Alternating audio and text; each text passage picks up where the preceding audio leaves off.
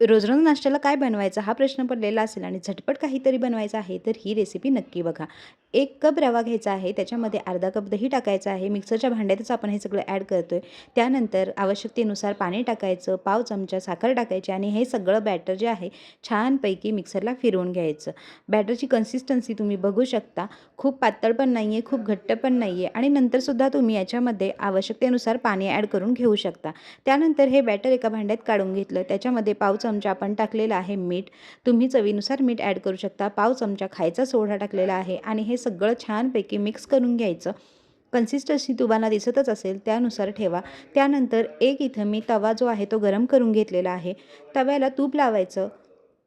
जास्तीचं तूप जे आहे ते मी इथं टिश्यू पेपरनं टिपून घेतले. तुम्ही तूप किंवा तेल काहीही लावू शकता आणि तवा रेडी झालेला आहे. त्यानंतर आपण बॅटर जे आहे ते तव्यावर टाकूया आणि छानपैकी गोल गोल डोसा बनवून घ्यायचा. साधारणपणे अर्ध्या मिनिटानंतर डोशाच्या कडा ज्या आहेत त्या सुटतात. तुम्ही बघू शकता कडा सुटलेल्या आहेत. मग आता आपण इथं तूप लावून घेतोय आणि जो डोसा आहे तो आपला मस्त असा रेडी आहे. तर नक्की बनवून ट्राय करा. सकाळच्या गडबडीत हा रवा डोसा आणि चॅनलला सबस्क्राईब करायला विसरू नका. धन्यवाद.